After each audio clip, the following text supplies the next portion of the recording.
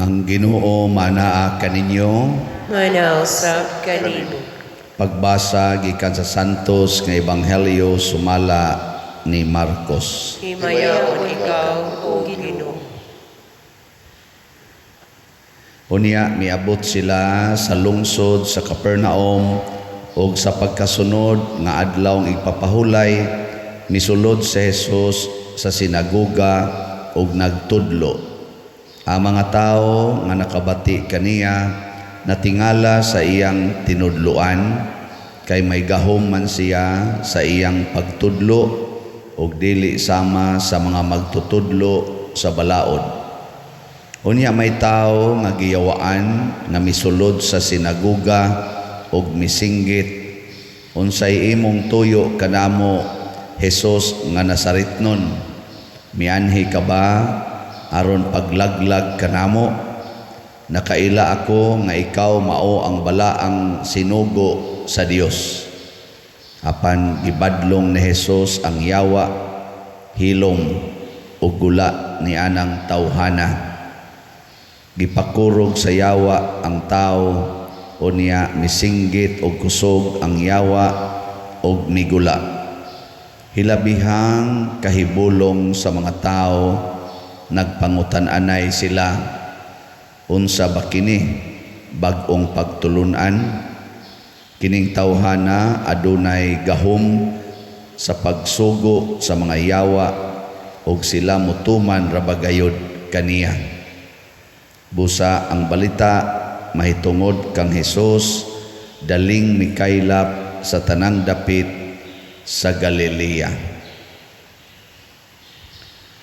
Ang Ebanghelyo sa Ginoo. Dayon ikaw, O Kristo.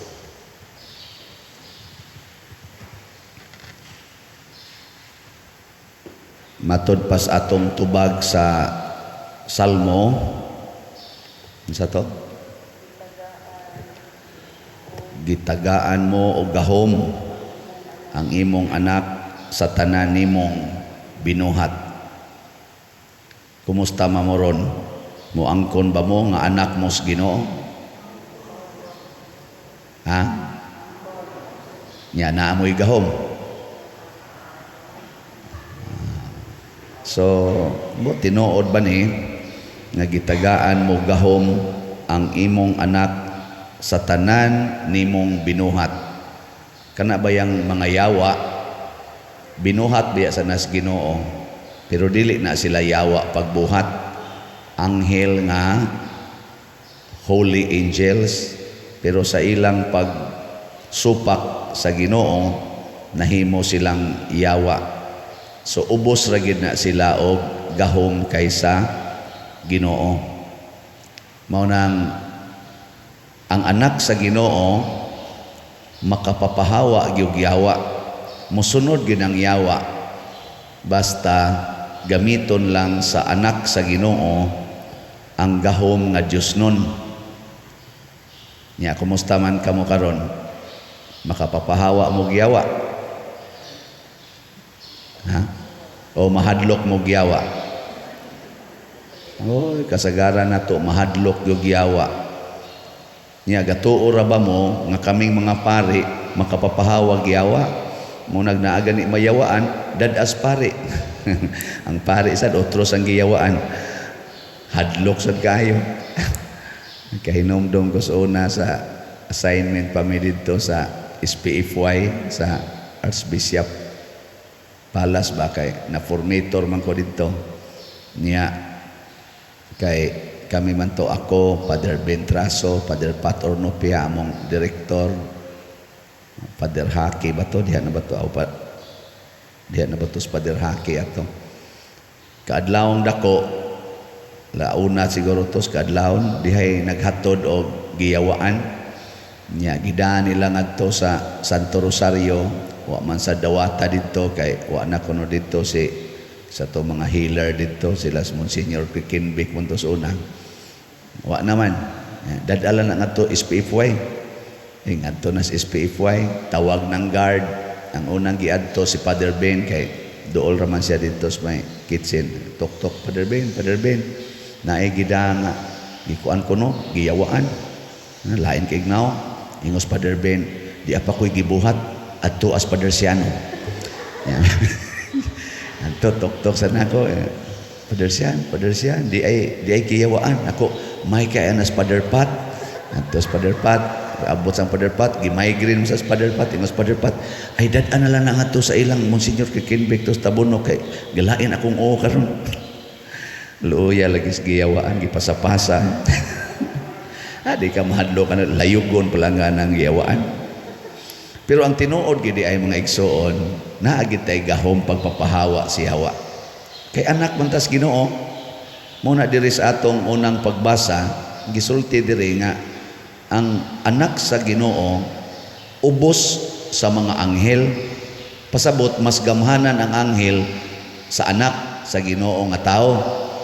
Pero ang tao gihimo sa amahan nga magdumala sa tanan o gipakita ni Hesus. Nahimo siyang ubos sa mga anghel, kay ang anghel spiritual man, nya kitang tao kay namantay unod, mas ubos man gyud og grado ang naay unod, naay matter kaysa spirit. Kay ang material mamatay man eh. Wa may usa natong dili mamatay. Ang anghel di man mamatay. Nya kining material minus man ni og knowledge sa tanang butang. Ang anghel makahibaw man sila sa tanang butang. Sa real truth ba? Kamo wa man moron kaybaw unsay di as akong kasing-kasing, no? Wa mo kaybaw Wa mo kaybaw nga ang niya sa akong kasing-kasing nga mahurot ra gid unta ang slat o kahalin. Wa gyud mo kaybaw ana. Wa sa ko kaybaw sa inyong kasing-kasing, no? Tingali, sige sa mong reklamo nga, sige na sagpahinomdom aning slat. Pero kana ako, bana-bana ra nang ako, no? Pero ang Ginoo, ang mga anghel, kahibaw. Why matago nila? So, taas sila. Pero with regards to power, labaw ta. Kay kita ray giangkon, matud pa sa unang pagbasa, kita ray giangkon sa amahan nga akong anak. Wa siya moingon ana sa mga anghel. Ikaduha, giingon sa amahan nga maghari siya sa tanan akong mga binuhat. Wa sa na niya gihatag sa anghel ang maong katungod. Nya kay ang amahan siya may labaw sa tanan. Di gyud ka kapalag. Padaragon na anang nga bang sa tawagan babysitter baka nang bang tigbantay bata. Yaya. Ang imong gibantayan anak sa presidente. Kinsa maroy mas gamhanan ninyo? Kanang bata nga nagkamang-kamang o ikaw nga yaya? Kinsa may mas gamhanan ninyo? Ang bata, pero hain may mas maayo ninyo mulihok, may mo trabaho, makaalsag bugat. Ikaw ang yaya. Pero ang imong gahom sa pag-alsag bugat, pagluto, pagtuon, pag-istorya, nga labaw kay bata, gigamit nimo aron mo alagad sa bata. Kay mao man to'y gamhanan kay kanimo. Mao naron naatang Santo Niño, purti natong dool ni Santo Niño. Perti daghanang tao karon Santo Niño. Daghan kay milagro nga gihisgutan tungod ni Santo Niño. Pero kung tanaw nimo ang ninyo, gahigda-higda lang nga way umoy. Ligon kay tang mga dagko. Kay pwede man ka mo drive og motor, nya angkas na nimong imong uyab. Pwede man mo drive nito. Adto mo sa Gunuyan, adto ba mo sa Padong, manimba sa mong Santo Niño, nya human adto day mo sa motel. Pwede man na ninyo buhaton kay naaman makamanage man mo, pero ang gahom naa ni Santo Niño. So mao na siya ay nakanindot. So kita mo realize unta ta, mo angkon unta ta kay anak mangkos Ginoo, naa jud koy gahom labaw sa mga yawa. Kay mga anghel man ang yawa, pero naa koy gahom. Ang problema lang, daghang mga anak nga wa magamit sa gahom sa ilang ginikanan. Usahay ang ilang gigamit nga gahom, ang cellphone. Naa sila sa cellphone, wa sila nagamit sa gahom silang ginikanan. Nya din agyud sila mutagad silang ginikanan. Sige ra gyud duwa anang computer, anang cellphone. Kanus-a man sila mahinomdom sa ilang ginikanan. Kung wa nay load, wa nay wifi. Ang power sa ilang cellphone, nalimot sila nga doon na ay kinutuban. Nya kung mahurot na ng maong power, ang mo palit og load, ang mo renew sa bayad sa wifi, ang ginikanan nga wa nila tagda. Kita usahay ingon ana sadta, di kita maminaw sa pulong sa Ginoo kay mangwarta kita. Ala, mag-exercise kita kay aron healthy. Ana, ato yung koralon ang atong yuta aron secured gyud kuno ta. Ana, aron wa gid utang musod nato. Ato ginang butangag CCTV, igihan kita sa atong mga tanom kay para gid sa atong future. Pero tan-awag maghingutas na ka. Kana bang maglisod na ka ginhawa? No. Ana ka kahinomdom, wa man di ay kapuslanan ang akong kwarta, wa man di kapuslanan ang akong balay, wa man di kapuslanan ang akong koral, wa man di kapuslanan ning akong mga tanom, wa man gani kapuslanan ang akong posisyon sa katilingban, isip pare, obispo, santo papa, o kaha presidente, senador, congressman, barangay kapitan or barangay tanod, wa na oy. Labi nagmabangga imong gisakyan, nya mabuak ng imong nya galisod na kaginhawa, way koral nga makaluwas nimo, way kwarta nga makaluwas nimo, way balay nga makaluwas nimo. Unsa may makaluwas, tahogang pari, pakumpisala. Dali-dali sa taong pari og adto, mingon dayong pari, ikaw wadyo kay simba-simba, may ratag matiwas ka. Og musod sa langit. Di ba? Na mo isulti, ayaw na pagantos og hinga-hinga diha. Pahuway na nya sod sa langit. May na lang ni naka-ending ka. Pero ay siguro maka-ending ba? Ay siguro diretso sa gas impierno. Nga naman, tungod kay ang imong gipuy-an dili gahom sa amahan nga tuas langit, kung dili gahom sa demonyo nga nagsigig panintal dinhis kalibutan. Kanang pagpanintal sa yawa nga higugmaa ginang kwarta, ang gisulti ni Kristo, ang gisulti ni Santo Niño, bulahan kamong mga kabus. Nya kita gusto gitag kwarta, hastas pag-anha sa Santo Niño, siging isa-isas kamot kanamo, maluoy kaunta, kwarta lang yapoy gipangayo. Wa gani mangayo, Lord, makapasaylo unta ko aning akong silingan, nga malami na jud kaing patyon ang batasan. Makapasaylo ta ko Santo Niño, dili unta ko magdumot aning akong igsuon nga giilugan ko sa kabahinana namo sa among yuta, mahigugma unta ko niya.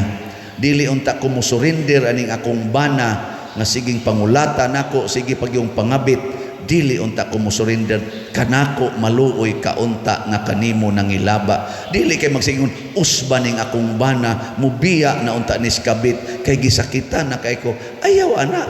Kay kung dili na mo biya sa kabit, muingon dayon ka, way gahom ang Santo Niño, kay wa mausab akong bana. Ang sadang imong gipangayo, buangon masad ka, imo masang usbon imong bana, nga ang sugo sa amahan, higugmaa ang imong kaaway, pasaylua ang nakasala, kapituan kapito. Kana mo itong pangayoon, matanawa, di ba? Powerful kay ka. Iguli ni mos inyo, makasmile na kas imong bana, nga nagsigig tamparos nimo. Ngayon sa mana, that is power. Nganong nakasmile man ka, nga sakit-sakit man ta ng tamparuson ka, tungod kay nabuntog na nimo ang yawa nga naas imong kaugalingon nga nagsigig ingon, injustice na, bahos diha, ang yawa mo na, nya imo namang nabuntog, napulihan mas Ginoo nga niingon, kung tamparuson imong pikas aping, ipatamparos lang sang pikas, amo smile na ka. Lord, salamat na milagruhan yung kong Santo Niño kay nakahigugma ko sa akong kaaway. Gimilagruhan yung kong Santo Niño kay gipatid-patiran ko sa akong bana nisamot no ang akong gugma kaniya. Di ba? Na ini testimonya ana. Na adin hiron. Na? Mga yawan unta. Gimilagruhan gyud kong Santo Niño kay wa na jud ko maningil og utang. Di na ko ganahan maningil og utang. Nindota no? Kanay milagro. Kaysa moingon ka, gimilagruhan jud kong Santo Niño kay ang wa gyud mo bayad sa utang karon namayad silang tanan. Tingali milagro sad na, pero peligro ng milagruha. Ngano man kwarta. Kwarta man mo imong nalipayan nga gibayad. May tag moingon ka, gimilagruhan jud kong Santo Niño kay ang nangutang nako nga dugay na kaayo, nakalimot na gani ko, nibayad siya. Wan agyog ko ganahing mudawat, ako na lang gipalit og slat. Nindota no? Kanay milagro. Nindog ta